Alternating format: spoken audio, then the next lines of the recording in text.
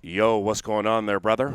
What's up? Good to see you, my man. Go ahead and pull up a chair. All right. For the first time in the history of 9 to noon, doing radio shows from the exclusive Vikings Radio Network perch overlooking these perfectly manicured practice fields, we don't have absurdly wet chairs, and the sprinklers have not torn us up. So it's an absolute treat to be here. The 49ers are here.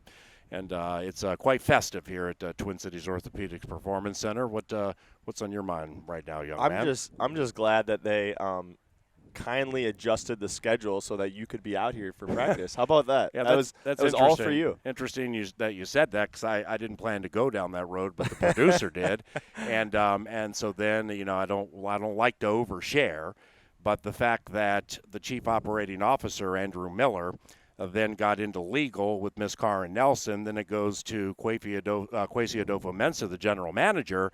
And I think they were just frustrated with the misinformation that was being shared noon to 3. Exactly. And the subterfuge and just, it. So therefore, it was very kind of them to change the schedules today and tomorrow to get us out here. We're just, quite honestly, happy to be here, adhering to the gridiron gospel, and just taking in a couple of teams that have chances to get to the Super Bowl. They're both very physical teams, and you've been through these before, man. I mean, like when I saw you rolling over here, Adam Thielen, AT19, I think the first thing I thought of, and maybe somebody's mentioned it to you, or maybe not, we have so many new people here, but Cincinnati and the joint practices, and I'm not going to say that was the indoctrination or that was the coming out of Adam Thielen at that moment, because it wasn't. You were already good, but Pac-Man had no idea what he was getting into when he decided to start acting like a fool. And then all of a sudden you're running the routes, and he can't get in these sneaky little punches and these jabs and everything, and you double move him and he gets killed, and then his teammates are laughing at him. And I've just never forgotten that. Broncos were here last year. That was sweet.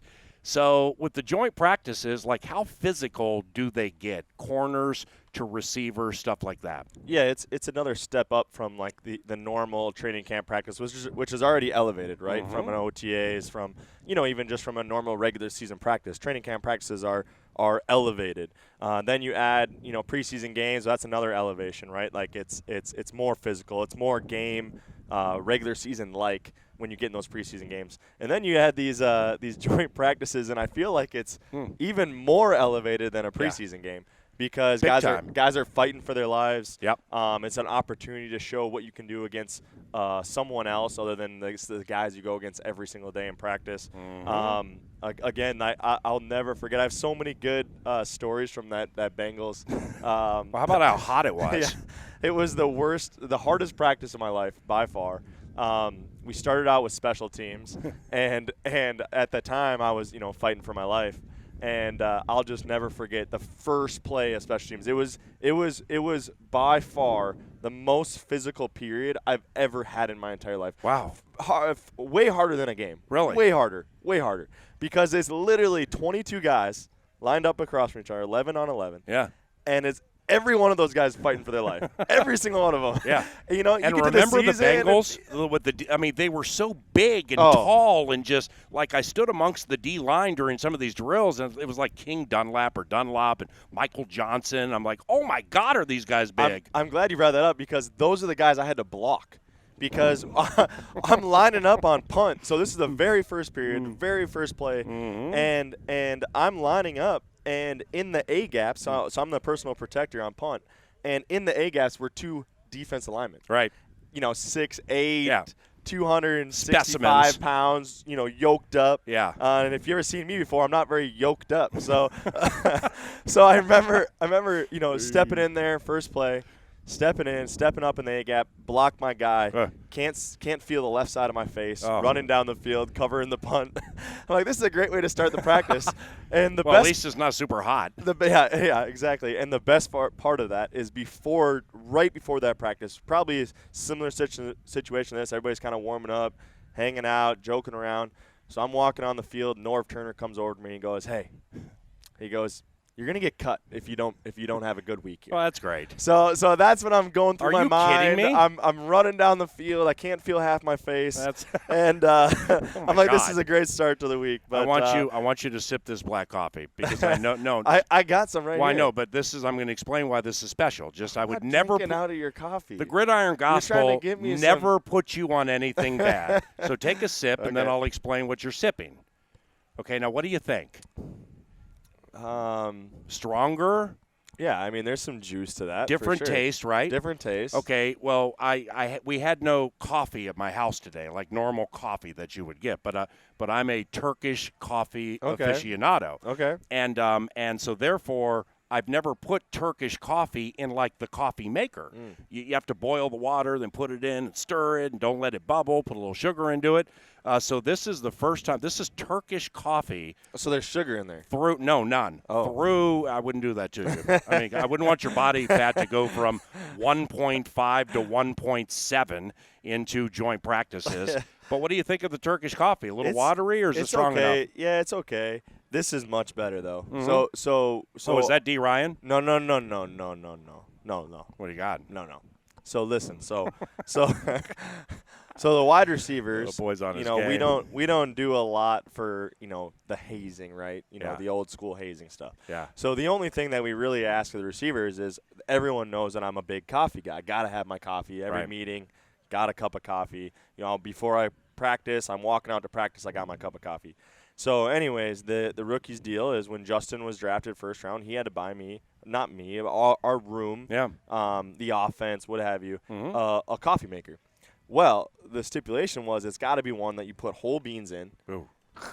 Oh yeah, you grinds it up every cup you make. Well, so this is as fresh as it gets. Whole caribou beans, because I'm a caribou guy. Whole caribou beans, boom, grind it up. Poured it up to coffee right here. I mean, as good as it gets. I'm going to go back in the locker room, get my pads on. I'm going to grab an espresso shot out of the same machine, and then I'm going to chug that. Yeah. I'm going to dump that as I'm coming out to practice. So I'm well caffeinated, and it is not just caffeine. It is the freshest of the fresh. I love that. And you are well caffeinated. In fact, I mean, you're quite talkative right now, which you generally are, and you're laying things out eloquently, and you have nice little common threads to your stories. It's like a double espresso with a French roast charge in there, boy. You're ready to go. I am a morning person, so this is just right up my alley. Well, how do you do that? I love mornings. I do too, but the first 15 minutes is the problem. Well, you know what I do? Is I just go. Yeah. So I wake up and I just go. I don't lounge around the house. I don't go make a cup of coffee. I don't do any of that. I literally just wake up, put my socks on, throw a shirt on, and in the car and go. Wow. Brilliant. Then you're just you have no choice. Because you now have relegated yourself to focusing on the day as opposed to sitting around and thinking about things like, well, what can be done here and what's going to happen here, and you just get into it. Yeah, we're just there. Let me ask you a weird question. And the answer probably is PA, are you stupid? But I'm still going to ask. Did you almost play Saturday? Yes. Oh, okay, so it's not a dumb question, right? Yeah. I mean, because when I'm getting ready for the radio TV call and everything and trying to figure out who's in and who's out before the game, so, it's not like, rolling out, oh, hey, where's Justin? Hey, where's Adam? And for a second there, I thought you were going to go, and I was a little surprised. Now, we got the first offensive line. You got Mannion, that goes into Mon, but playing in preseason games, correct me if I'm wrong here, you're not one of those players or veterans who is like, this sucks, I don't want to play. You don't want to play a ton, and wear yourself out when they don't count, but you don't mind playing in these games, do you? Yeah, Or am I completely wrong? You're like sitting in the whole preseason, let's go. No, here's my thing. I completely, and this is like the utter truth, is I do leave it up to the coach. If the head coach wants me to play, I would love to play. That's fine. Mm-hmm. If he doesn't want me, then I'm gonna take advantage of recovery, and I'm gonna go out there. I'm gonna get some routes. I'm gonna go get some conditioning in. I'm gonna kind of get used to my pregame routine. I'm gonna take advantage of that. But I'm kind of indifferent either way. Okay. But I'm gonna take advantage of either or. Well, what you're gonna do now is you're gonna leave because I have all of Vikings Nation with big titles on my phone right now saying AT19 out. So Needs you have to practice. You got to practice. Go double move, player. Stay healthy. And I can't wait to watch you out there, bud. All right, I appreciate you. Thank you, man. We'll be Thank back you. tomorrow if you got time. All right. Adam Thielen with the Minnesota Vikings, wide receiver, getting ready for the joint practice today against the San Francisco 49ers. They do the same thing tomorrow. 10 a.m. is post time. It's post time for the Minnesota Vikings and San Francisco 49ers to mix it up via the joints as the players, mostly 49ers, are heading out to the fields right in front of us, and we have they're wearing both their jerseys or what you would come to expect by watching a 49ers game. You have the Cardinal jerseys with the gold pants, then the white jerseys with the Cardinal numbers and the gold pants, and you know that causes me to hearken in that the 49ers uniforms and their helmets. I mean, it's stone cold football immortality. You know, the Vikings, the Vikings horn and the colors and the color scheme and everything, that's football immortality, just like HOF Randall McDaniel walking off over to our right. I saw former head coach Brad Childress as I walked in here, so, I mean, the stars are shining today at Twin Cities Orthopedics Performance Center. But these, wouldn't you agree? I mean, the Niners just have beautiful, wonderful football immortality-like uniforms. I've just always loved them.